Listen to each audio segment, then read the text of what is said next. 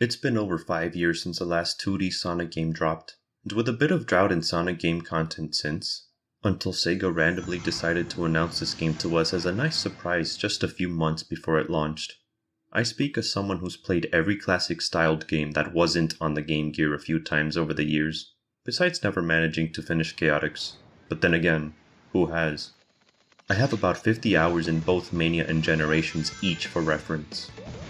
This is a look at the Switch version, so I have no idea how it runs on everything else, besides some reported bugs and snags with the PC version, which is the same for this one too, but it's perfectly playable. After playing this for over 20 hours, I'd say this game is fine, I guess. It's mediocre. I'm really struggling to call it good, but there was some clear dedication to making this game, don't get me wrong. It feels close to Sonic 1 and 2 levels of quality, for whatever that's worth. It's closer to the former though. Do I think it's worth the asking price of $60? Absolutely not. $20 is much more appropriate. Sega's just being greedy. I would have paid $30 for Mania, and this game isn't anywhere near as good as that one. It took me about 14 hours to beat this game completely, but about 4 of those hours were really frustrating to me. It seems I took a lot longer to try and chew on this game than most people though. General consensus says it takes about 4 to 6 hours.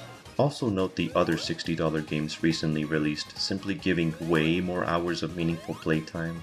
Even if you take a generous estimate of 10 hours, you still have titles such as Baldur's Gate 3, Street Fighter 6, Pikmin 4, etc. These statistics aren't the most accurate, but I made sure to look elsewhere and the playtime for these titles is roughly what's shown on screen, but the lowest is still well above Superstars. Sonic Superstars should not be charging as much as its competition for the amount of content it does provide. I'd really suggest waiting for a price drop. If you want a fun platformer for any younger kids and family to enjoy together, just get Super Mario Wonder. That game is much more jam-packed with a better presentation, more replay value, more gameplay time, and has way more creative ideas to show off than GOG had. Mario Wonder had me laughing out loud with its second stage alone, and has given me more enjoyment in that stage than all of this game. I don't think Superstars does anything better than that game. Any kind of cool spectacle here was lackluster 2 console generations ago to say the least. Some of the people that actually cared about working on this game must be putting their heads on their hands in shame that this game was released in the state it's in. If you think what I have to say next is worth the asking price though, then by all means, buy it. I think you'll generally have a decent time. As for everyone else looking for my in-depth thoughts on this game, well, here you go.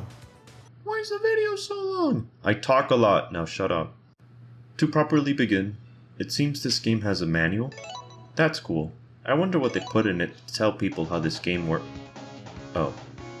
It's a QR code to look at a webpage that doesn't even have all the info you'd want for controlling characters. Wait, no, that's semantics. This manual's actually solid? It's a bit bland, but it gets the job done. It's weird that someone actually cared to do all this and not just slap it together, and it doesn't even get included into the game. It's a bit heavy on the basic text font and the excessive use of black, but besides that it works well enough. It's better than a lot of game manuals I've seen actually. Something people worried about before this game launched was how accurate the controls would be to the best of the Genesis games and Mania.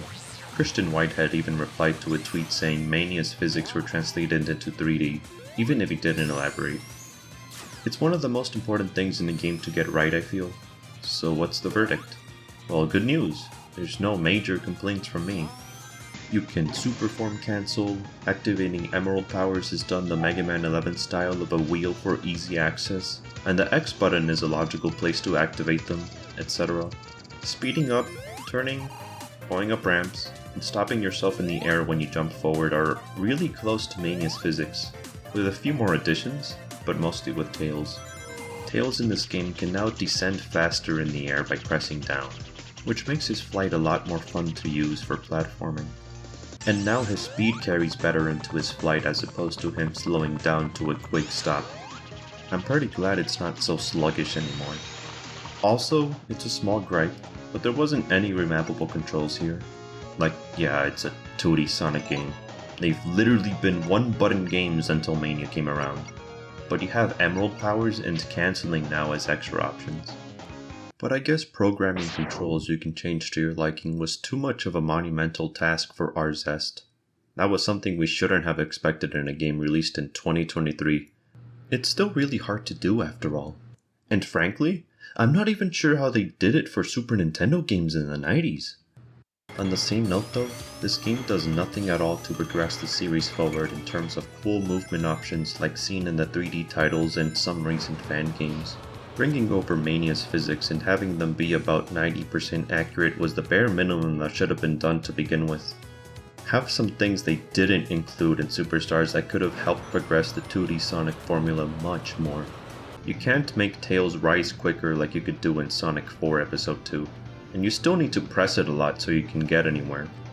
Why not just let me hold the button for the standard rising speed? But in Sonic 3, Mania, and now here, you still have to mash to ascend. Knuckles can't immediately dive like in Sonic Adventure 2 out of a glide. Why not? It'd be cool to see him pummel enemies this way and reach the ground sooner. This is besides the wall spin dash he used to have in one of the advanced titles. You still can't uncurl from a spin dash while moving for more freedom of movement. You always have to come to a dead stop whenever you want to get out of ball form. You can't go into a ball or do any abilities off of a spring launch either. I also never understood why so many Sonic games, and this one still, don't pan the camera more. Super Mario World uses it, Donkey Kong Country uses it, but here, you kinda just stay in the middle of the screen most of the time. There's no reason they shouldn't when you're going top speed at like Mach 5, and especially for one of the boss fights. It wouldn't hurt at all, given this game isn't locked to a small aspect ratio like the classics were. Same goes for zooming out the camera more. Just look at how much New Super Mario Bros. Does, and that's a way slower game to boot. But this game only zooms out for multiplayer. It retains the issue of a good amount of moments where I don't know when to jump for a higher pathway because I haven't memorized the level like the back of my hand. Being able to toggle the camera so it can zoom out to the point it does in multiplayer is on the top of my wish list if this game ever gets any patches to any significant degree. Sonic games also being these huge mazes that have so many different branching paths without much visual distinction between them has also been a bit of an issue since Sonic 2 and CD. So I've thought, what if you had a trail done by yourself in a run? Then next time you play through the level, you know what pathways you haven't been through. Panning out the camera excessively like in that really cool mod for Sonic 2 that lets you see all of a zone would be a bit much, given I'm sure this game would lag and probably crash on this engine. But I always wish I got to see more content in Sonic zones without having to repeatedly take notes of which way to go. In so many of these titles it feels like content I'm gonna have to try really hard just to experience a little more of, and nobody makes maps for most of the later Sonic titles on Sonic Retro either. The past Sonic games, in particular 3 and Mania, also had a high standard they decided to hold up to. Sonic 3 had 3 separate minigames for rings and shields, besides Blue Sphere for the emeralds, and while Mania needed DLC to bring its signpost minigame count to 2, the races to get the emeralds are undoubtedly the best ones ever made for a Sonic game. I love them all these years later. They could easily be used as a basis for a Sonic R remake if I'm honest. So what does Superstars do? Well, they brought back the Sonic 1 special stages for checkpoints, and that's it. The ones very few people like. I'm glad it's not the damn half-pipe again that's been used like, what, 6 separate times now? But why not try one of the ones from the advanced titles or one of the more obscure ones as a cool reference? Hell, do the ones from Chaotix. Those were by far the best thing about that game gameplay-wise. Thankfully they control and play just fine here. You're no longer the dead rock you were in Sonic 1, but they still left me pretty disinterested. You only get medals out of them. I actually found them mildly engaging as I went along. They introduced new mechanics for you to mess around with, but I wish I had a gameplay reward to do this. Plain and simple. There's also these that randomly appear and just plainly give you rings, but I can barely call them minigames. If you don't care for cosmetics, then both of these are just a waste of your time outside of being fuel for a super form way later on. There's these fruit acts accessible on the hub for more medals, but I think if you instead made them shorter, changed their layouts a bit, while giving them different coats of paint would make them fit fine enough as checkpoint minigames to help add some much needed variety here. The execution for the Emerald special stages is also lackluster. They're definitely unique, but they're mediocre. The layouts do change a good amount, but there's way too many of these grappling points. You don't know which one your character is going to latch onto until the reticle finally shows itself again. I would have heavily preferred if they were Mania style, or it's kind of like a racetrack, but you have designated routes to take, and also have them let you switch between which ones you can latch onto with the right stick or bumpers. As they are now, they don't even carry your inertia when you swing, and the route to the Emerald is going to be something you will have a hard time gauging. I'm gonna pause this footage and try and guess which way it's gonna go next. No, really, try. There's no telegraph at all, they all just roam around. You kinda just swing around and hope you catch them, which isn't too hard, but I don't really have any fun with these. These bombs don't always hurt you either, they can actually help you. It's neat you can use them to your advantage, but it feels like they should hurt you always. In the other instances in-game, they're only an obstacle, but not here. Entrances to different special stages are still done the optimal way of Sonic 3, where you have these giant rings, but I definitely noticed less of them in this game. It's not inherently a bad thing, because way too often the ones in 3 have you just hump walls until you find the correct one, and Mania is about the same usually, if I remember right. If there's less rings to place in levels, that means there's simply more time to dedicate to those few ones you do have, and making them well-polished entrances. Sonic 3 has a great one for Knuckles as an example of what more pathways to entrances could be. It's at the start of the overhated Sendopolis Act 2, where he has this dedicated level segment all to himself based around climbing walls. And once you get through this platforming challenge, you get the ring as a reward. Upsettingly, Superstars doesn't compensate its amount of entrances by upping the quality enough. A few do look more thought out, but I saw none of them reaching the heights the aforementioned Sendopolis Act 2 one does. I mentioned medals, and you sometimes find them in different spots of levels, from blue rings, and after getting 100 rings, but they only unlock cosmetics. That's it, that's all you get for these things. It's yet another step back from what Mania did. In that game, medals unlock the Super Peel-Out, the Insta-Shield, Debug Mode, and Knuckles Mode, more Blue Sphere stages, and even the game's soundtrack. You couldn't even let me unlock the cutscenes in this game with these things, much less the soundtrack? I guess not. To make matters worse, once you have all the emeralds, you only run into blue rings. You won't be getting the 50 rings you normally got in 3 and Mania from yellow ones. I could not be bothered to get every single cosmetic in the shop, but I assume they don't do anything after buying every cosmetic. After playing through all the game stages twice, and a few of them 3 to 4 times, I had a whopping 97 medals, and I could buy about 5 parts from the shop. They're way too expensive. I'm also convinced they're never gonna fix the ring system for these games. You still drop every single ring you have on you when you get hit, so better players get given a massively bigger punishment compared to people not as good at the game. Why even get more than 30 rings if you don't have lives in this game anyway? If you don't care for cosmetics, then you're out of luck. A goofy thing I also wonder if people noticed was how the score counter is not only still here, but it only pops up if you pause. Oh, and we still have the timer glow red when you hit a 10-minute mark, but the game never kills you for going past it. Such odd vestigial mechanics they decided to keep in here. It's not like points can get you lives or continues. While editing this video, I left the game running for about 2 hours. Then I come back and the time over screen is here? Why do we still have time overs of all things? God. Alright, segueing into the presentation. The backgrounds, modeling, and texture work for this game I'm not a fan of at all. Honestly, a few of them really look ugh. It might be a bit harsh, but to me this legitimately looks like they ported a 3DS game. For a game you're charging $60 for, it looks about as good, if not worse in some of its backgrounds than games of the same price, or even cheaper from several years ago. Here's a few examples. Sonic Generations, one of the best Sonic games, was, and still is, one of the best looking. And guess what? The game launched at 50 bucks. I love how much you can see in these backgrounds for this game, even if this game doesn't reach the heights of Unleashed. Superstars is behind a Sonic game 12 years older than it with its looks, and yet this one's $60. A plain comparison here on screen between both games and their waterfalls speaks volumes. Mega Man 11 was $30, and it's also one of the best looking 2.5D games out there, I'd say.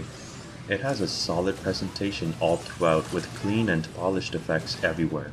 Look at how much better the gusts of wind look for conveying movements, or how fairly lively this other background is.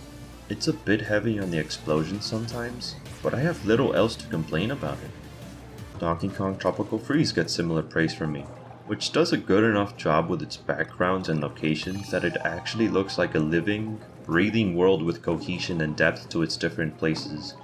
It looks as if you stepped into the game, it would be a place not made of video game assets and scripted enemies. I saw almost no textures in that game I would call remotely foggy or muggy at all. It's still really beautiful to look at all these years later. Yooka-Laylee in the Impossible Lair was $40, which while I wouldn't say it looks as good as Tropical Freeze, still has some solid presentation as well. There's a lot of stylized model work and sometimes fairly lively backgrounds. Same with how much some of these enemies animate. Look at all the gears moving in the big house there, alongside the bobbing hot air balloons, and windmill way back in the distance for example, and this is just for a screen, a single screen. Stages also have plenty of different forms as they get icy, or covered in honey, or just destroyed sometimes. Big aesthetic changes that are also here just like in Sonic games. Like, in Superstars, you have neat moments such as this worried animation of the characters wanting you to get a move on because they have a mine on them, or them staring with determination against the boss if you're standing still in a boss fight. And very occasionally you're gonna see these drawings made by Eggman. They're mildly amusing. In some select parts of levels they're there, so it isn't like the developers were plainly here for a paycheck. At the same time though, there's never any cool camera perspective changes in any levels. All we really got here is moving between the background and foreground a few times. Compare this to Generations where they move the camera in nice cinematic angles during sections with almost no interaction going on, so they really take advantage of the game being 3D for a few moments. And it makes the game feel really alive in these places. Even Colors had a few of these camera moments, even though that game was mostly 2D sections as well. And yet, in Superstars, we get a bunch of blurry, ugly textures that aren't even hard to spot. There's this extremely plain purple background for Pinball Carnival that has no attempt to make it look detailed at all. Or these straight up hideous, ugly textures in Lagoon City. Like seriously, who straight up thought that these were fine to include as it is? It looks like it's covered in gel. They smothered this with Vaseline. You can straight up see the water cutting off here, so it's not all just one seamless texture. There's way more I could be getting into the details of, partly because I'm not a graphic designer, but I feel the examples I referenced are more than enough to show this game has subpar visuals. The single level I don't mind anything of in terms of looks is the cyber one, because everything there is just square. It's not bad at all to look at, honestly. It's similar for the in-engine cutscenes that are sometimes just straight up laughable. The fight between Trip and Fang looks like something me, a person with literally zero animation experience could have done a better job at. Or Sonic looking like he just clips into the Eggmobile in this other cutscene. Does this background for Golden Capital look at all like a rich palace? All they did was slap on top the same bridge with like golden nubs on top repeatedly on a generic grassy and rocky background. Where are my giant statues, stacked gold bars, jewelry? The foreground looks fine, but what even is this? Oh, to end it on a somewhat positive note, the hand-drawn animated cutscenes don't share the same issue. They look cute and decent enough, but even these pale in comparison to the expressiveness and flow of the ones in Mania by Tess and Hess. Or well, you know, Mania Adventures. I don't like how much everyone shines in them even still. Just try and look at how much some of these characters are shiny for no apparent reason. They all have a light pointing at the top of their heads, individually. It's nice they kept the Sonic 3 and Mania stage look progression to give this game more of a feeling that you're actually going to different places, but it just looks obligatory for me in the end. I'm still really bothered at the subpar look this game has. A good amount are just plainly changing the look of the day. Oh yeah, zone transitions are also here, and they kinda suck. Mania bothered to add the missing ones after a patch, but even that game at launch had more than this game does. You get on a fan. Okay, you're here at Sky Temple. Woohoo. You hang on to a slowly falling balloon after Eggman runs away. No fanfare, nothing to add. You fall through this line of junk blocks. Okay. Imagine if Eggman was messing with the snake before he got to this point, and after it sees you beat Eggman, it lets you ride it all the way to Prize Factory. You know, give me something. Trip and Fang try to get you a few times, and it would be cute if they didn't look so amateurishly animated. Ay ay ay. How did Sonic 3 and even Sonic 2 have much more spectacle behind their transitions? They're Genesis games! Barely making it to the death egg off of Sky Sanctuary in that game still has me looking at the screen and all, even after playing it several times over. What about blasting out of Hydrocity Zone? Anyone remember that? No? Or this massive ship crashing into Lava Reef Zone as it then slowly sinks into the lava. Superstars is well below both of these games with its transitions. I straight up forgot how most of the transitions look for this game. Well, the main character animations here do fare better. They're good. They're solid. I can't really complain about the models either. I like how they've dipped into the idea of stretching limbs or exaggerating animations like when you run at max speed with 3D models now. It looks like a very appropriate direction for the series to me, even if they could have gone a lot more into it besides just dipping their toes into the water. Like, I'm gonna say it, everyone does, Crash Bandicoot 4 style, but that's never gonna happen, I'm sure. This is in spite Mickey Mouse being one of the original inspirations for Sonic. The recently released Pizza Tower also showed how funny and constantly attention-grabbing, heavily cartoony movements and poses can really help a game pop. That game had me laughing out loud more than any other game ever has, besides Portal 2, and I mean that statement wholeheartedly. Now if only the bosses and enemies here also displayed similar flair. They tend to look extremely static and sometimes just don't flow into their animations. Like the Speed Jungle boss that doesn't even start slowly spinning for this move. He starts spinning at max speed with no revving up at all. Same with this other boss, he kinda just shifts from his scheduled animation into this other one. His hand is just being placed here with the same enthusiasm a waiter has when wiping tables. There's no cool follow through, no flow, nothing. It's not generally jarring, but did they just not have apt enough animators on board? Does anyone else remember in Sonic Generations where a few enemies would actually stop and laugh at you when you got hit by them? I miss that so much. I really wish they had done that for this game, at least even a few enemies.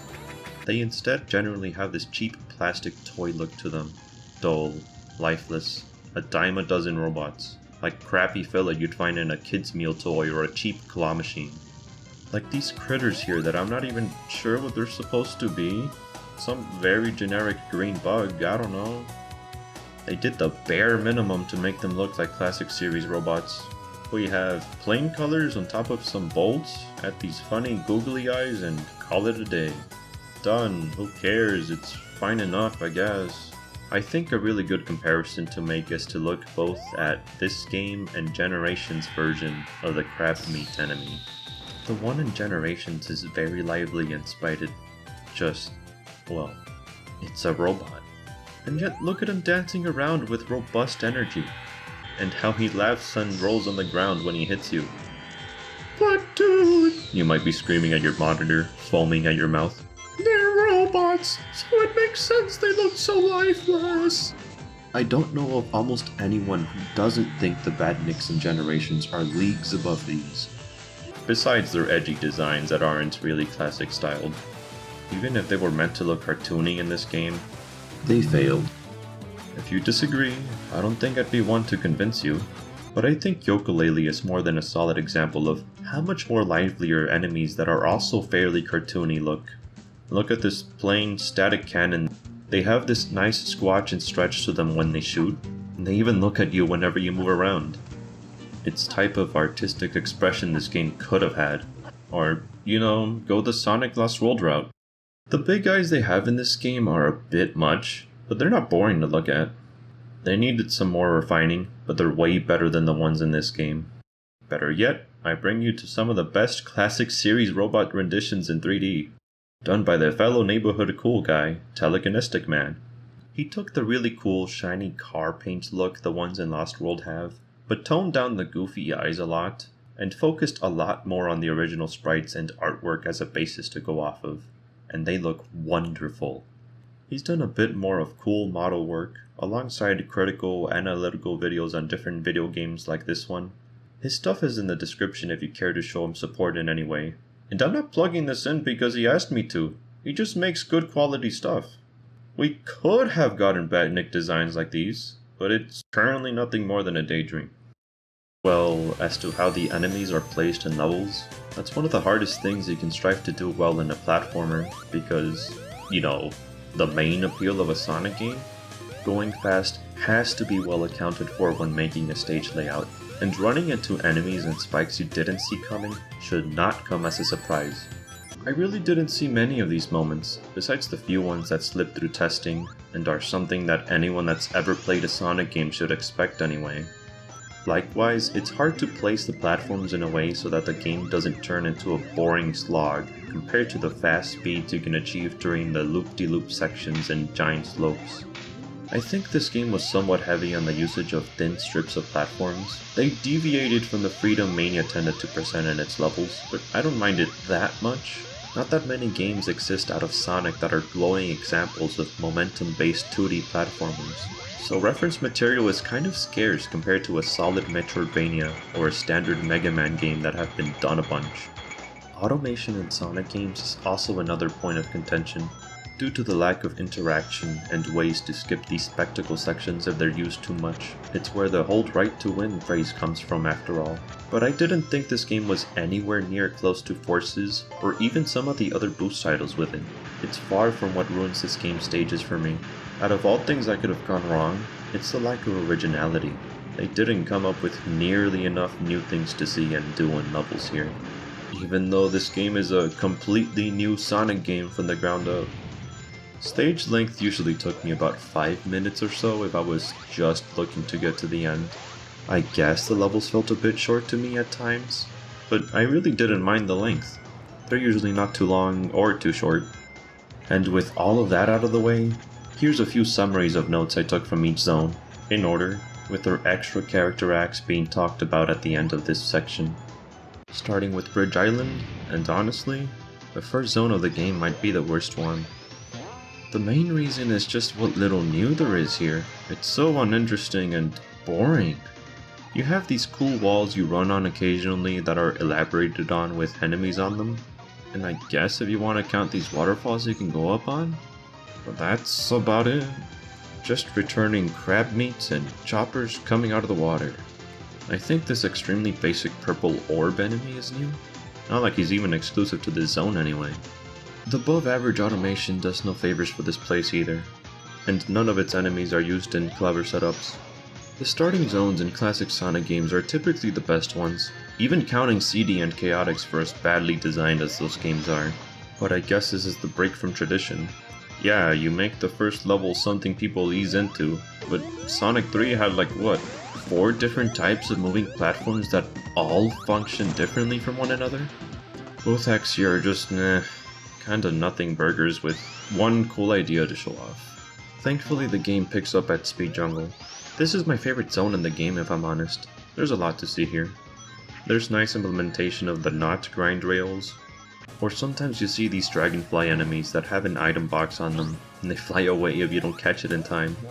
Or some of the bushes that have these surprise mines that latch onto you that you need to get off before they blow up. Or how about these enemies that you have to be mindful of when you're grinding on a vine so that they don't smack you once you come to a stop. It's a type of enemy rarely seen in a Sonic game, one that actually keeps up with your speed for once.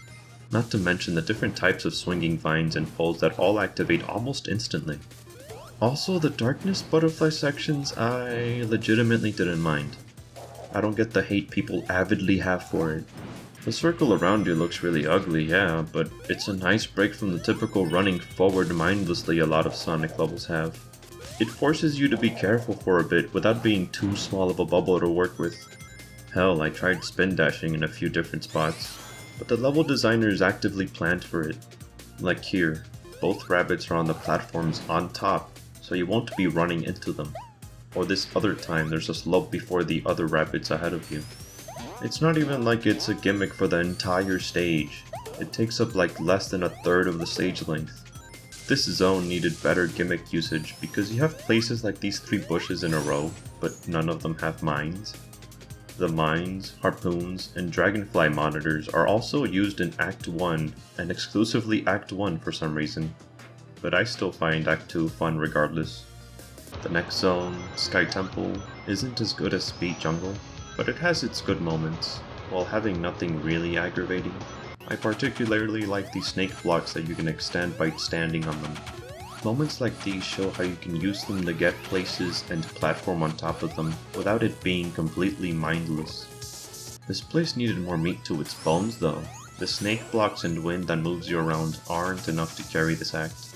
This is longer than most levels, and it's not justified with how good and lively Speed Jungle was earlier by comparison. They could have had more clever moments involving different wind gimmicks. Maybe have more platforms be affected by them. Give me a thing or more to do. At least the short breakout sections aren't really annoying. It's lame the game doesn't tell you this anyway, but you can freely move yourself left and right on the launch strings for a better level flow. And up next with Pinball Carnival, I think this is a zone that takes too long to get going. The first act has some pinball layouts you can mess around with, but they have very little purpose. Activating the icons just gives you rings. What if you use the switches from Act 2 combined with pinballing to open up shortcuts to speed the level up, or for some special stage entrances? The switches in Act 2, alongside the carnival coasters, are what really help that act be a good amount more enjoyable. They have a nice, clear telegraph of several arrows pointing upwards when you should jump, and they also have a margin of error if you don't get the hang of it right away, with sometimes the coasters going backwards once. They also added enemies that roll onto them for added flavor.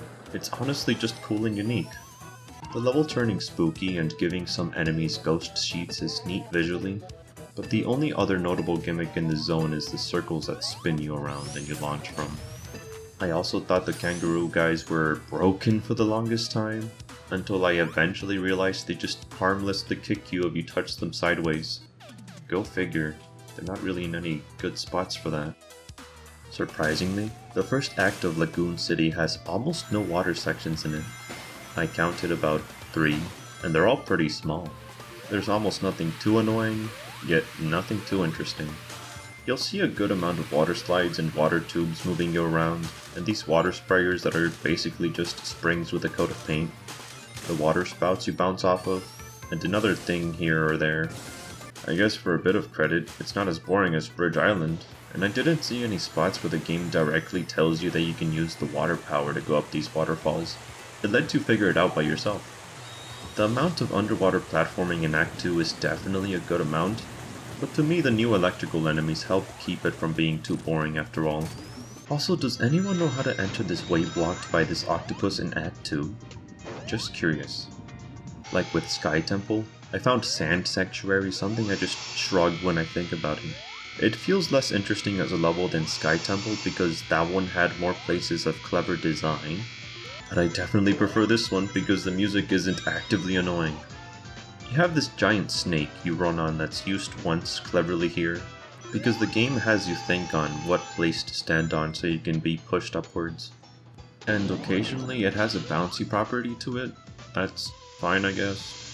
There's really nothing here besides the novelty of the big noodle going through the entire level. You don't fight it or get eaten by it or anything. We have the water slides from the last act with a coat of paint, and a worse scorpion enemy from the one in Sonic 3 because just look at this hitbox. Or well, the lack of. I don't think their pointy parts hurt you at all unless they launch their ball at you. I'm really struggling to say anything besides the examples I could point to in Sandopolis. There's nothing cool like cactus enemies or sandworms, sandstorms, or pyramids anywhere. Sonic 3 had these cool secrets you can come across by spotting a change in the bottom of the screen, being places the quicksand won't lead you to death. Oh, or the different strings of bouncy balls, or the blocks you push around and then ride on, or the sand currents you rode in that game. Here they use the same flowing sand, but it's plainly the vertical versions. The most I also do with quicksand here is just go under an enemy or two, and that's all she wrote. Even Mario 2 on the NES had more cool uses for sand of all things. Onto Press Factory, and this is one of the few that actually stands above the rest. The main gimmick I can see people being annoyed by, but I would mostly fault the poor conveyance. Once all 5 lights are lit, the press in the background will launch you into the air, alongside affecting different kinds of platforms.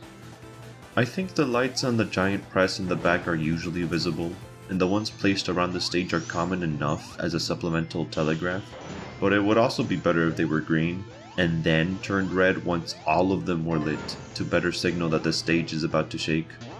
There's also a sound effect of air coming out of these holes, but at the very least the sound effect should not be tied to being near a hole. There should have been better clarity.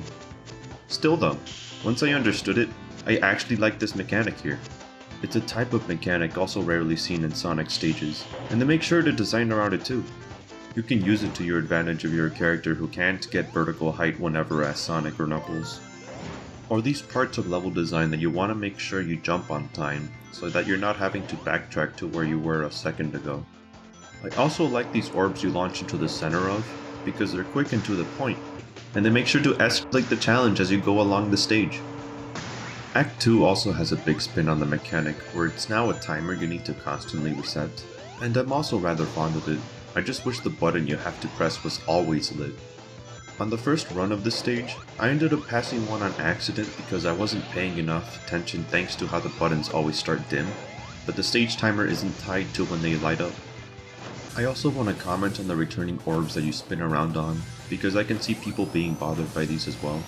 It was a risky move, but they completely changed how they work. Now you only need to hold the direction you want your character to go, as opposed to spinning around and around. I'm actually all for this change given this is a Sonic game that'll introduce new people to the series no doubt, but they could have stood to add the arrows so many other things have when you're aiming your character. Golden Capital is also one of the worst zones in this game. Thankfully it has a thing or two going on, but it has some hugely missed potential with its concept. For a place called Golden Capital, we just see the same pinball thing Pinball Carnival already did. There's these eggs that open up and basic launchers that give you more rings, but nothing that remotely capitalizes on the game giving you so much gold. What if Golden Capital had these stretches where you put all your current rings in a vault during a section, but once you go through that section without dying, your rings get multiplied? Or what about having a somewhat callback to Sonic Adventure, where the amount of rings you have can be used to access different parts of the level, so not getting hit has an interesting premise? This is coming from a guy who's only played Sonic Adventure a single time, and I only finished Sonic's campaign once. But that moment was so hilarious that it stuck with me for so long. This game has no moments like that. We have bubble seahorses that are more fitting for Lagoon City, and a gimmick where it flips the stage as you run around. It's nice, but that's it. You just keep running forward until the stage ends. Do you see what I mean at this point? So much of the levels you go through are standard, boring, vanilla, safe ideas that won't wow most people at all. I've already talked about 8 separate zones, and there's only 2 of those 8 zones that I actually consider any good. Everything else is just bland or decent. Too much of this game is creatively bankrupt. Like, let me take Press Garden as an example of a great zone. Here are all the unique, cool ideas that were first shown off with this level. You have the interesting bouncy conveyors that are made out of paper, so your bouncing distance depends on where you land on it. There's the stylized disappearing blocks made out of letters, with the T's being the ones that pop out. There's these box crushers, alongside the cracked wooden boxes you can break as Mighty or with a flame shield. And that's just the first act. Act 2 has all of these. The possibly temporary platforms with these woodcutters that don't turn smaller if you jump quickly off of them. The ice blocks you can break from underneath and by jumping on them, but not sideways, and they're also affected by the flame shield. Did I mention they're affected by gravity as well? There's the freeze blasters that won't freeze you if you have a fire shield on. You also have additional properties while you're frozen in ice. There's the single-use ice springs, and the different things stuck in ice blocks. I don't think I even went over every idea. Just 2 levels from Mania are already stomping most of the levels in Superstars with no difficulty. I also didn't even go in depth about the level design applications of these ideas at all, because Mania simply had more originality in one zone than Superstars has in 4. That, and I'm saving my thoughts for a hypothetical Mania analysis down the line anyway. Back to looking at Superstar zones, I guess. It's time for Sky Temple now. No, wait, Cyber Station. I'm sorry. The Act 1 zones don't really capitalize on their longer length by being more unique. This one blends in with the other decent levels of this game. They don't really do anything with the retro aesthetic besides visually, which at least makes this my favorite zone in terms of looks. They really didn't have to remodel every enemy and character, but they went ahead and put in the work, and the background doesn't look unfinished either. It's just a bit of a shame an oversight exists when activating an emerald power, because you return to your not blocky model. But turning super has an animation of you breaking free of the blocks? Huh. It's also cool how you get to battle your own created character here. Eggman uses them against you in the boss fight. The octopus, mouse, and rocket gimmick sections felt just okay too. There were pace changers, nothing more. If this was literally any other game series that exists, I would have said to call back to the classics and much older Sonic games, but I don't have to explain why that wouldn't have sat well with people at this point. This is almost the last zone of the game. Frozen Base is anything but based. I've always seen conveyor belts in games, and platforms that drop you as some of the most box standard basic ideas you could ever implement. But I'm glad they actually tried with them here. You have plenty of switches to go faster if the conveyor belts aren't currently helping you, and it reminds me of a neat expansion on that idea from Lava Reef in Mania. We needed more interesting things though.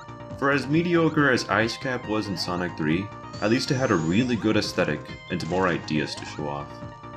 The cold environment here doesn't really matter outside of the visuals. There's no deadly icicles, deadly snowflakes, giant snowmen, none of that. This is also going to be a hot take, but I didn't mind Act 2, as most people will. Oh no, it's a big shift to a completely different gameplay style. I thought it wasn't bad. It's kinda boring, but there's an okay amount of things to dodge.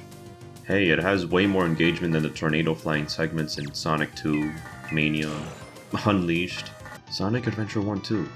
You can do it just fine on your first try. It's definitely not a good execution of the gameplay style though.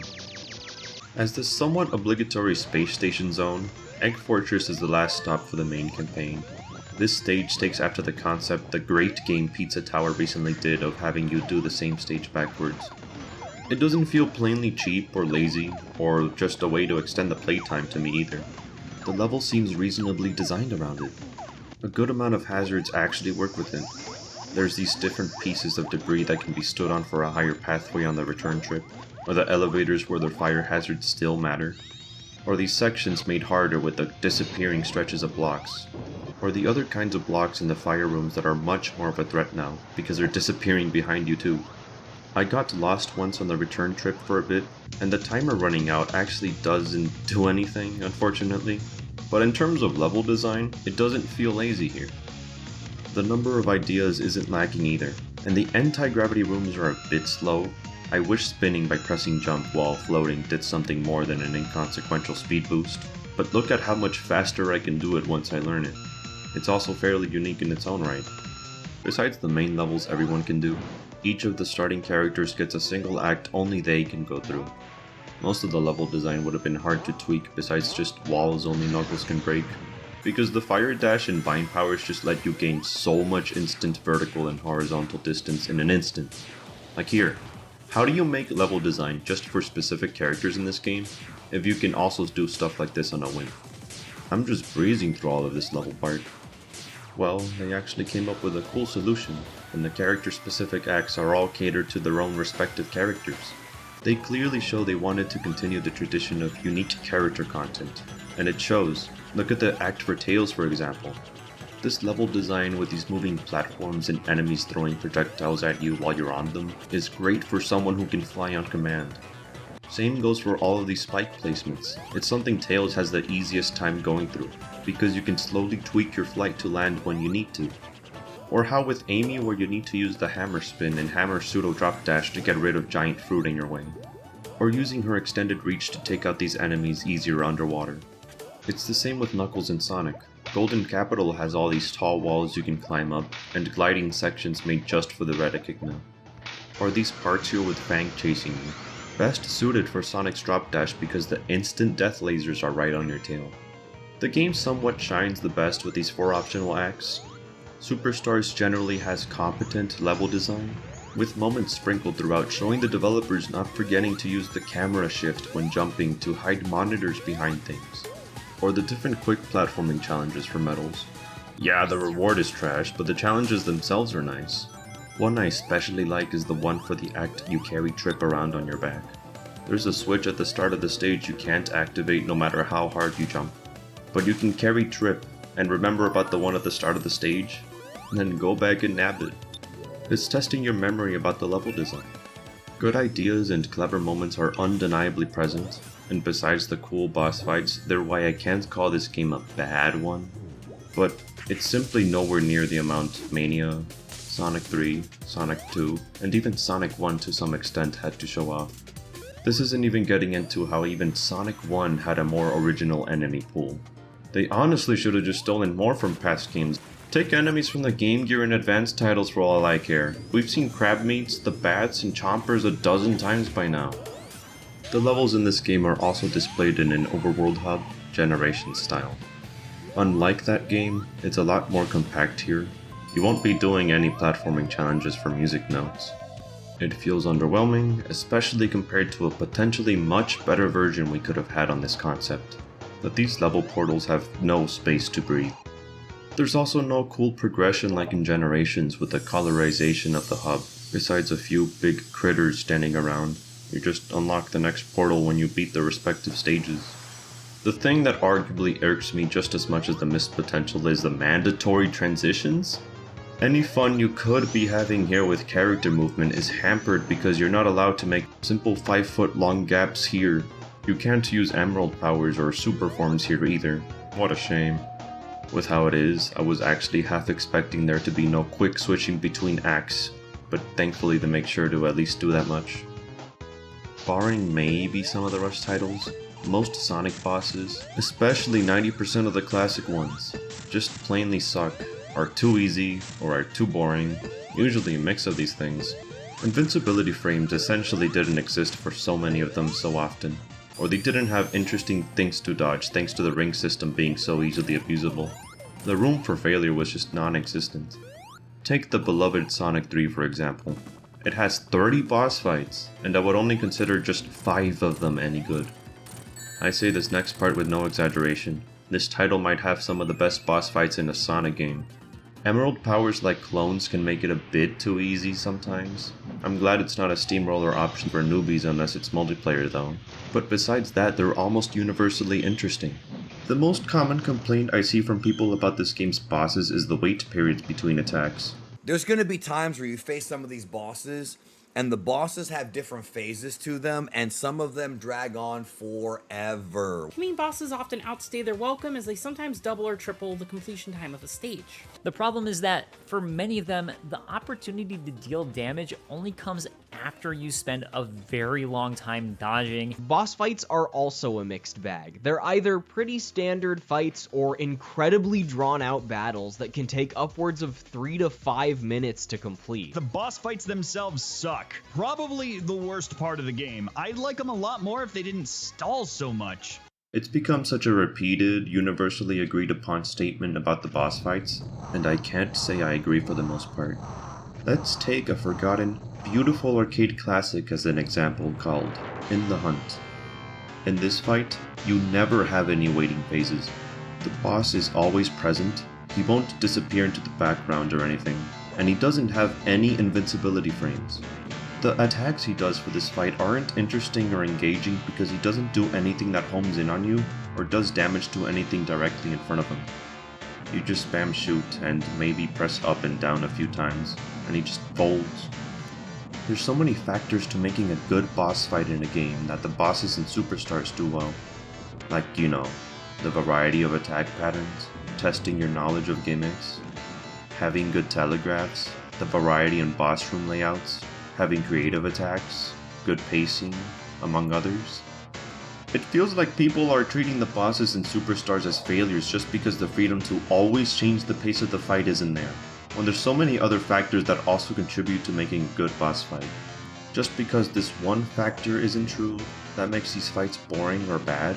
Are all of these other factors meaningless and aren't worth giving any compliments? I don't think so. People can say, I don't like this boss during this attack because he's invincible. Okay, but why? Is the attack too long? Is the attack too hard or too easy to dodge? Is dodging repetitive? What exactly is bad about it? Iframes are a good way to not make boss fights trivial. They also teach you to dodge for some parts so your attention isn't split, and you have a sole focus. I think depleting health consistently is a cool bonus, but I don't see it as strictly mandatory for boss design.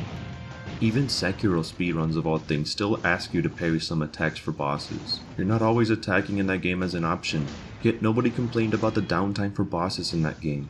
Times where you can't damage a boss are fine, I'd say, as long as you make the defensive phases interesting and engaging. Which they do here! It's the same for pacing, because if every boss here took the traditional 8 hits to beat, I'd completely understand the common complaint people have of this game. But a good amount of them actually only need 3 hits. Just 3. 1, 2, 3. Take the second boss from Speed Jungle. You need to dodge the initial harpoon shot, then dodge out of the way of the next one, until you can finally get him to hit himself. You can't just stand on the harpoon shot repeatedly because it doesn't go on forever, and how much you speed it up is also dependent on your jump height and timing. Because some characters can even make it go by in one pass like Tails. And this is just one attack. He's got the butt slams, he's got the swing move, he's got the other swing move, he's got the missiles that you also can't just mindlessly jump into. They have their own neat little challenge of needing to hit them from the tip, or else they won't bounce back properly. I'd say the fight is a little long, mostly due to the pole dancing move, but he only needs 6 hits to defeat. Same with the Act 1 boss, that one only takes 3 hits, and you're done. Nothing too long, nothing too short. He uses the gimmick from the stage as one of his attacks. He shoots electric orbs that are always in a different pattern, and each time he gets hit, the boss room changes. He also has spikes beneath him so you can't just score a free hit underneath him to boot. Or how about the clown boss? You don't even need to flip all the icons to hit him. You can hit him earlier if you bounce off of the bumpers just right. And again, this guy's arena also changes each time he's hit while he's using the stage gimmick in his fight. Same for Act 1 of Lagoon City. He also only needs 3 hits. He has a cool gimmick where he drops a bunch of enemies at once. So you want to have a spin dash prepared and released at the right time, alongside paying attention to when he's going to shock the entire floor, and the projectiles he also shoots.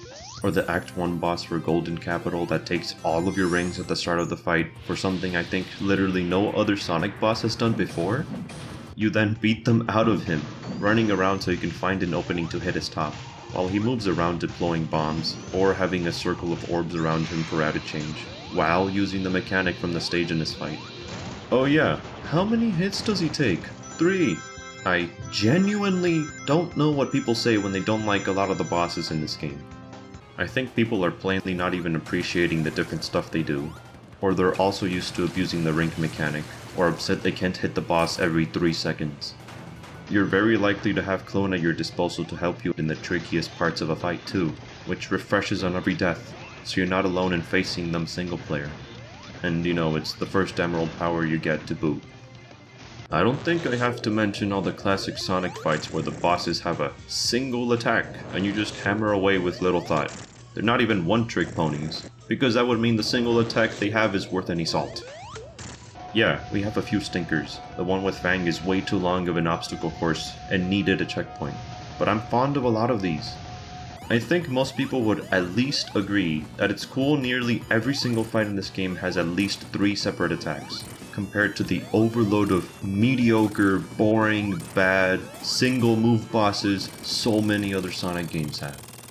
It's just a shame the final fights are so avidly exceptions to this rule. They're all bad. Like, they have cool unique attacks as well, which also have different movement challenges such as bringing back the zero gravity mechanic from the last zone, but they're way too long. I had binged Sekiro for over 30 hours a few days before I got to play this game, so I'd like to think I got my mind sharpened at what makes a good boss fight. But man, Eggman's final encounter is way too long, and that's an understatement. This boss took me 45 minutes. It's not a skill issue to those stuck on this one at all. It's what brings this game down for me aside the presentation and other steps back this game does. He absolutely needed checkpoint halfway through, but given the state of this game, it seems they just outright didn't have the time to program one in. Sometimes the light orbs are sent in a really rough pattern to dodge when you're trying not to fall, and the missile patterns he sends out do get sent out on the side he shoots them from, but the order they pop out of him isn't correlated. For his second phase, the light orbs are beyond easy to ignore, especially if you have a block to use as cover. But damn it, it's a stupid spinning hand attack that will probably get you several times. It's really hard to tell how big the area of his hand that actually hurts you is. If only they made it slower and they panned the camera more so you know when to jump for the next platform. But nope, he will wreck you with this move when he does it. Be sure to at least have the clone power in the fire dash before this battle. Here's some advice I have for this tedious fight. For the first phase when he strikes with one hand, his hand doesn't have a hitbox, meaning you can jump right as soon as it lands, and the hand won't hurt you. When he has two hands up ready to slam the ground, prepare a spin dash in place, because more blocks fall behind you than with just a single hand swipe. Be patient on his missile attack, even if a blue missile takes a while to show up. Also, always knock the first one if it's in your way, because it buys you a bit more time to get behind him. Be sure to save both your clone power and fire dash until his second phase. Use the clone power once you've hit him 3 or 4 times, it should probably do the rest of the work for you. And also have the flame dash equipped so you can use it as a last resort to save yourself from a fall. Or you can hit him with it, but it's not too clear when he's available to get hit. Speaking of, the emerald powers they showed off as teaser footage was one of the things I looked forward to the most about this game. It's one of the few cool innovations they've come up with. Like with many others, I've always wanted an emerald doing something on its own, rather than needing the whole set just for a super form again for the 20th time. But across the different Sonic games, and even different Sonic spin-off series too, they somehow never did such a thing. It's neat they give you a safe space to try out each power like Mega Man 11's weapon rooms. I wish they were more like the short challenge stages Mario Wonder has for its badges, but it's fine enough as it is. The indicators that pop up in stages that tell you when to use them are also cool, because they also equip the power for you. The balance really isn't there as some of them are just way worse than the Flame Dash or clones, but I wouldn't call any of these completely worthless. They tend to be underwhelming, but not complete flops as abilities. Having them resupply via checkpoints is also a great way to balance them. I'm glad they thought of that. The clone power acts like a screen nuke of sorts, spawning in a wave of clones that also get items for you, not just rings. It's definitely one of the best ones, and I'm glad it's the first one people get, because it can really be the leg up you need on any boss fights you might struggle with. The fireball power is pretty cool and might be the best, but I find it amusing that you still get hurt by fire-based hazards if you dash into them, even though you're a fireball. You might think that given how spammable this thing is, you'd be able to just fly over everything like it's nothing. And you're half right. Sometimes it's the case, but other times you'll fall off the map, like here in Sky Temple, or you might hit a ceiling and you'll have to follow closer to the main route to progress. It could have used a shorter timer though. This thing is a bit busted. Look at this long rethread I'm able to do for a special ring pretty easily. The water power lets you swim up waterfalls and lets you swim freely in water. I'm glad it's not just up waterfalls, because only 2 zones have water in them. Like, you can't go up the waterfalls in Speed Jungle for example, they're way in the background. A neat touch I wonder how many people will notice, is that these water slide set pieces you can actually backtrack on them normally. Besides being unable to drown, but not needing to breathe I feel is a given. Way more stages could have had water in them, or maybe give it a third use like, I don't know, a temporary free shield made around you. You know, just something to use it on land. The vision power, I see a lot of people complain it has no use for boss fights, and I don't get it. It's not like you don't have plenty others to use for combat, and I don't see why every tool should have a combat application. Clone alone is pretty strong. It's one of the weakest ones, don't get me wrong, but the issue more so comes from there not being more spots in the game where you can turn it on and it'll make platforms and rings appear. A suggested change I'd want is that you could also make it point towards or have some sort of guidance to where a nearby special ring is at. I think that would make this power worth using more often. It's called vision after all. The ivy plant power is also lackluster. I wish the tutorial told you can move it left and right, and also how you can kill enemies with the tip of it. It lasts a surprisingly short time for what it does. It's good the emeralds don't give you mobility for every single effect. That would make this game way easier to cheese. But look at how long the plant stays when it stops growing. It's barely like a second and a half before it vanishes without any sort of animation. And the timer isn't any longer than the fire dash, but that power is way better than this one.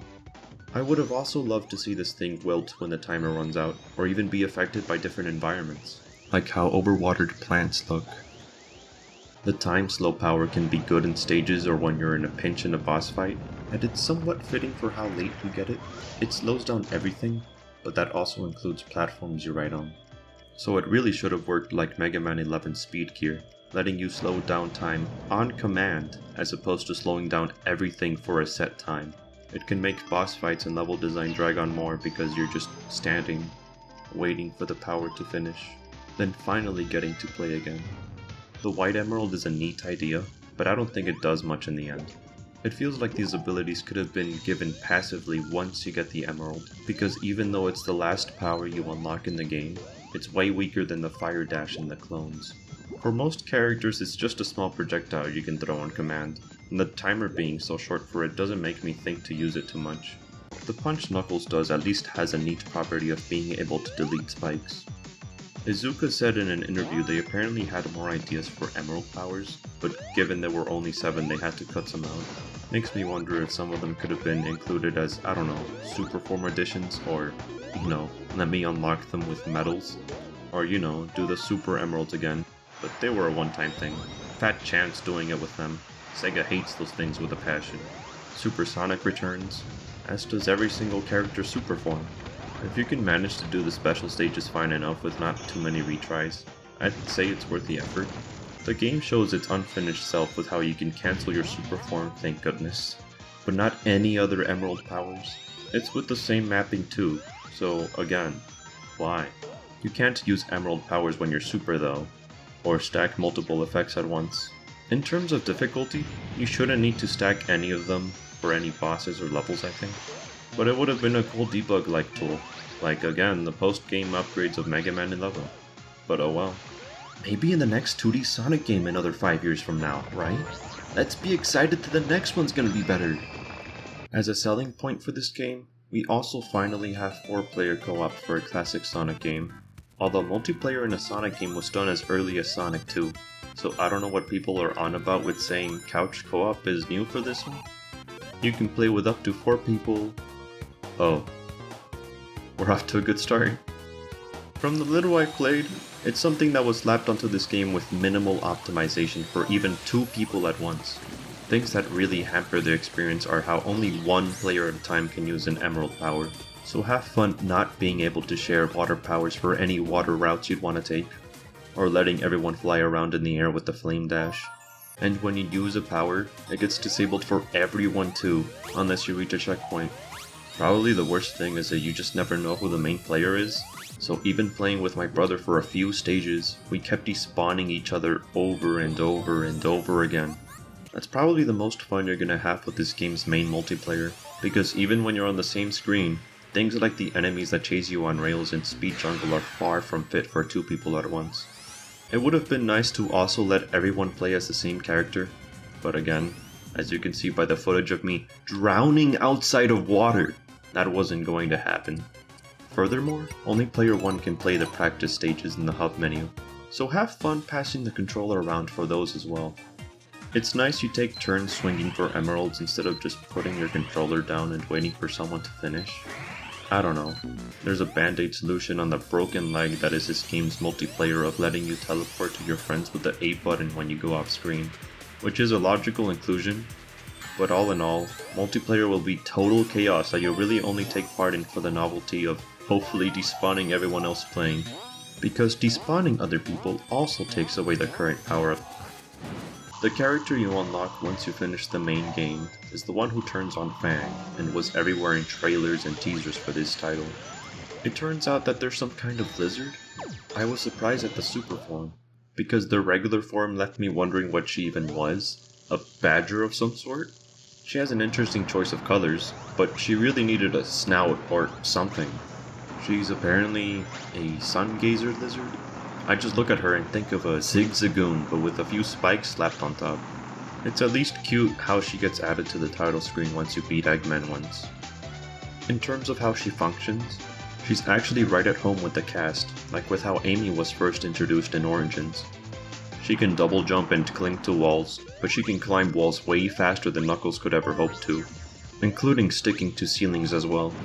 You also regain your double jump when bouncing off of an enemy with a nice bit of added mobility, even if I feel her double jump could stand to be higher, personally.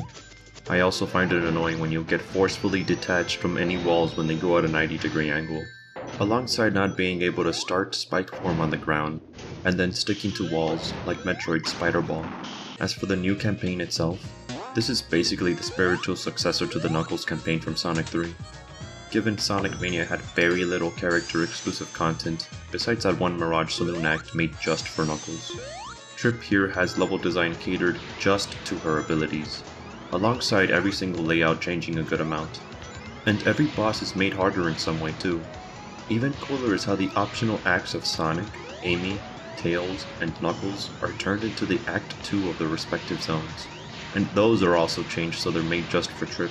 The game really does feel unfamiliar to go through while upping the challenge. They didn't just tweak a few number values and simply call it a day. They really tried here. As a form of getting more content and playtime out of this game, I mildly like it. It's basically a refreshing new game plus, with much added spice, because you have access to every emerald you obtained before this point. And there's also a new boss that replaces Eggman.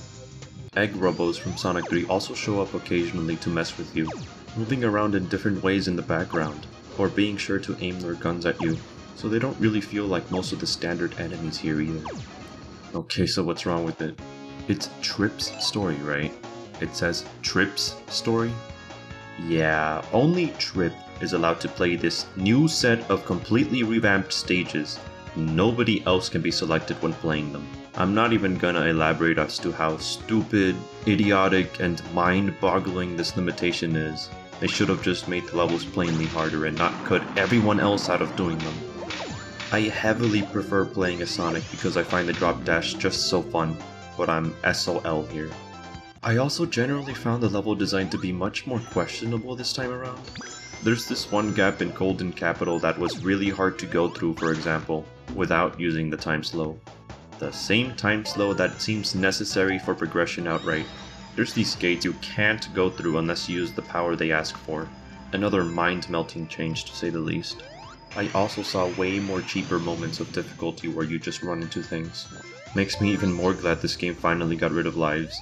If they hadn't, I'm not sure how much longer this campaign would have taken me. Press Factory was absolutely the worst about it for sure. I have so many clips from this place. I've only started doing YouTube about a month ago, but this is the first time I've ever had too many clips to choose from. Like I said, boss fights get a similar treatment of being harder, but they're pretty much all worse in this mode. Some just take more hits to defeat, or have much harder to dodge attacks. You can also cheese them by just double jumping for some, and scoring free hits that way, or clinging to a wall, even though you'd hope this wasn't possible, given they designed the levels around Trip, but they didn't bother changing the bosses to fit her better. They also get changed to have this weird purple fart cloud for some reason, like a very pitiful attempt to make the fights look more tense. And also, she gets almost no zone, or even act transitions at all. How was that so hard to miss? Oh well, she does get it for the entrance to Egg Fortress though. Once you get to the end, you get to fight Fang in the mech Trip destroys in a cutscene earlier instead of Eggman at the end of this campaign. Which is a small step up from the unused giant egg robo from Sonic Mania that didn't go anywhere. But this fight is just as tedious as that one. This one took me almost as long, being about 40 minutes of constant retrying. Have some more advice from me as to how to beat Fang here. Be sure to save your emerald powers for the second half of the fight. Focus on learning the first half first. You can strike him when he's falling down in this phase, but I don't recommend it if you're not in a good position to spin dash into him. Don't get too intimidated by the spinning instant death lasers. They're scarier than they look. Just slowly walk and take your time to hit him. In his second phase, you can knock back the greenish circles in your spike form to speed the fight up. Keep the slow power or fire dash equipped when he does the stun reticle attack, in case you need to use either of them in a pinch. If you learn how to dodge the reticle attack well, save either power for his cheeky nose attack.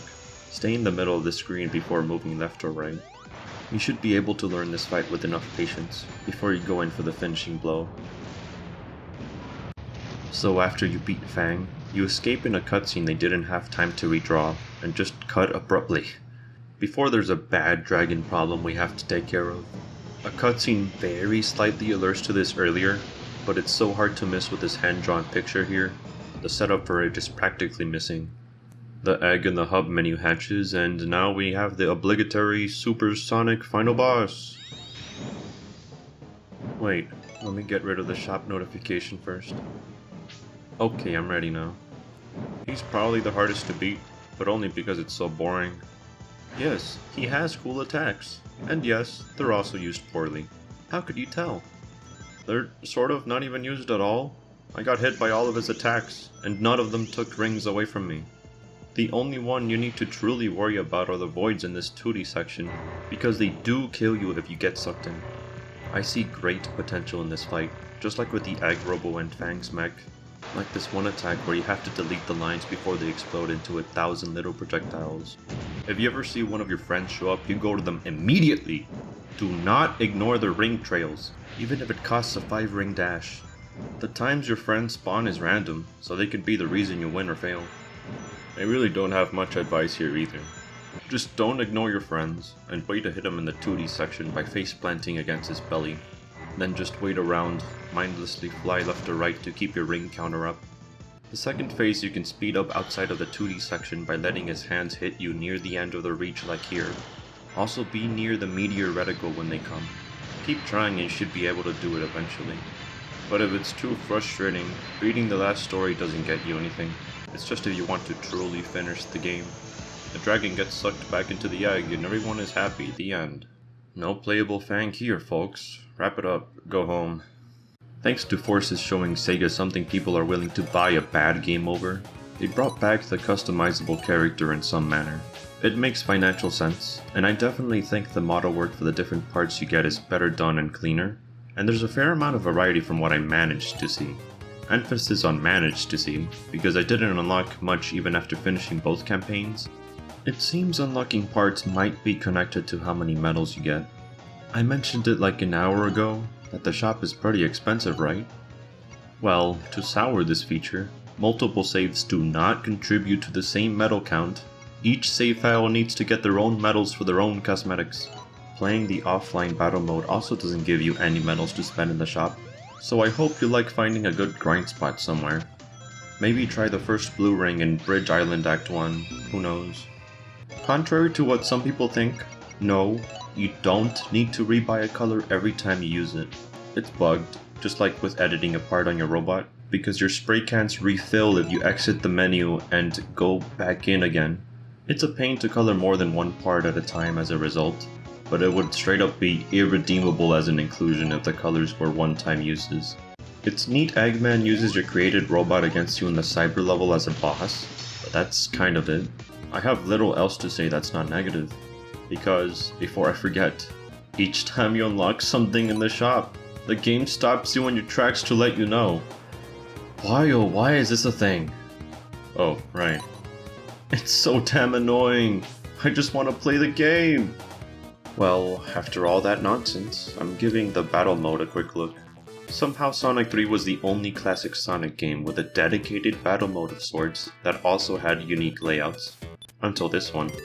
2s and Manias just had you race a certain selection of stages, but we finally have a battle mode with different things to do than just playing the main game with friends. Here it's underwhelming and has almost no maps to speak of. I came across 2 versions of each of the 4 minigames, and that's it. You can't pick between different stages, choose the amount of rounds, or pick what kind of minigames you want to play. You know, basic functions in a party-like multiplayer mode. The activities themselves are fine, short and to the point, but besides what you do in these minigames being okay, this is something you're never gonna willingly pull up. Because yet again, Sonic 3 also beats this game out with having more than just 3 power-ups you can get in that game's multiplayer mode. The split screen for multiplayer can also look bad. The screen isn't even split evenly for 2 people with this huge amount of wasted space. I could not be bothered to play online, but I'm sure it lags a lot. Oh yeah, there's also no dedicated tie screen for multiplayer either. Guess they didn't bother. Music is something highly subjective and highly influenced by personal taste and our own experiences, so this is definitely the most opinionated thing here I have to say. This time around we had a very big amount of different composers. Damn. Some old, some from Frontiers, counting Jun Senoi and the beloved T-Lopes, who's done some marvelous work with Mania and the Streets of Rage 4 DLC music. The music he made for Streets of Rage 4 being so good that I actually use it as part of my workout playlist. Because even if it's a Sonic game, it'll have good music, right? I do give this game at least that much. Like, the track for Lagoon City Act 2 is unironically my new favorite water music for a Sonic game. I love it. It's so cool and somber.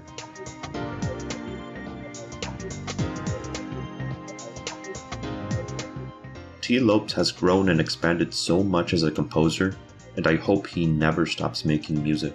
It's the same for Act 1 of Pinball Carnival, where it's all really bombastic and cheerful, with the perfect amount of bass to go along with it. I snap my fingers to the beat whenever I remember this song outside of the game, because it makes me want to get up and dance.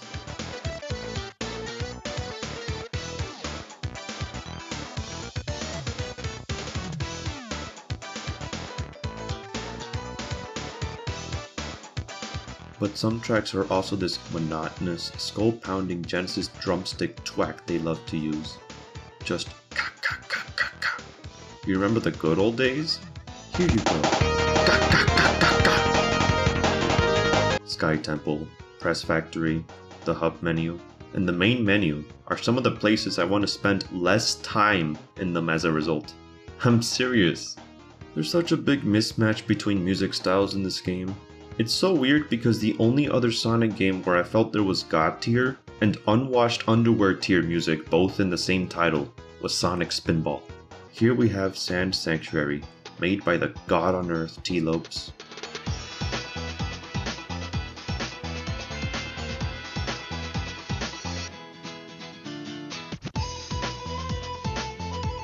Compared to Press Factory.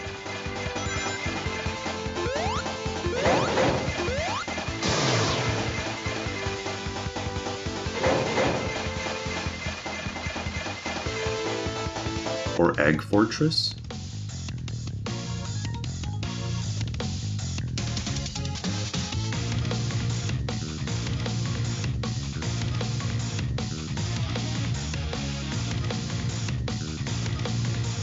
And then Frozen Base.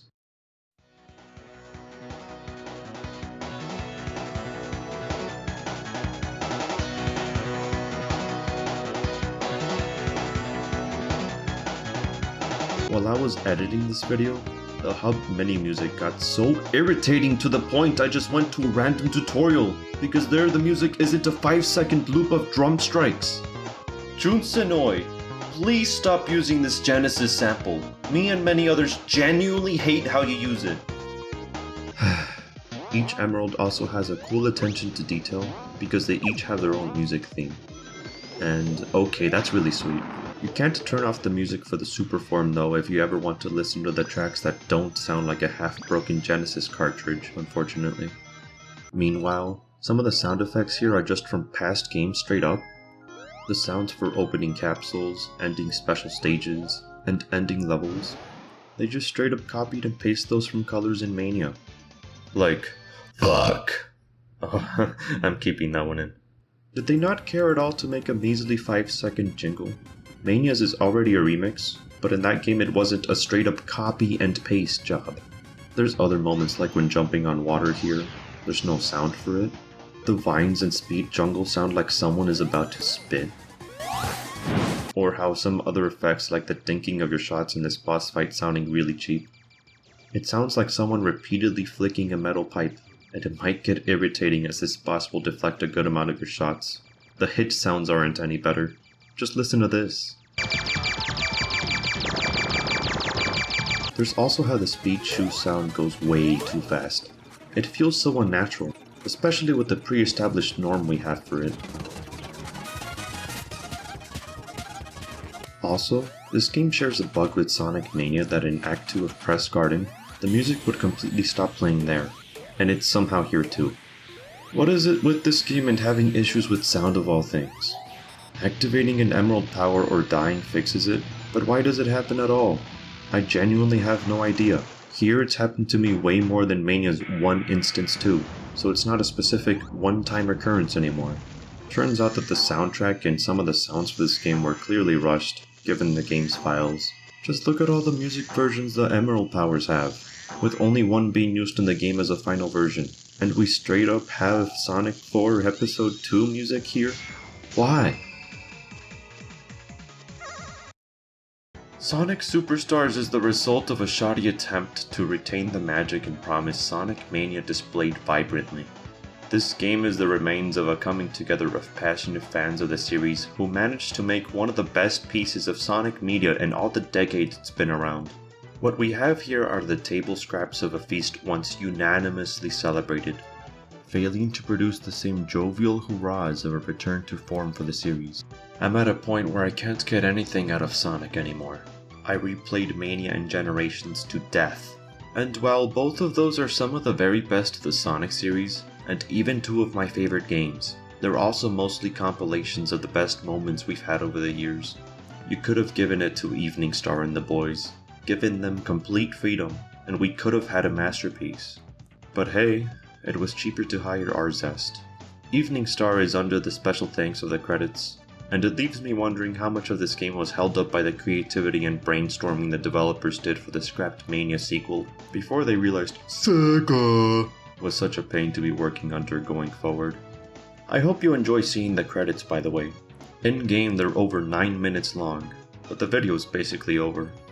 I know for a fact future updates aren't going to fix this game where it matters, and I can't say I care if they somehow do. It's too little too late. Sonic as a franchise has left me out to dry for too long. Anything amazing we could be getting with it won't happen, and I just don't care anymore.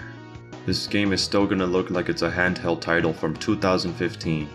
And any finer, cool aspects won't be present because the best games in the past were truly made by some amazing people. My slim hopes for Sonic have been extinguished by this game and other Sonic media plagued and choked by corporate meddling, and that's not changing for the foreseeable future.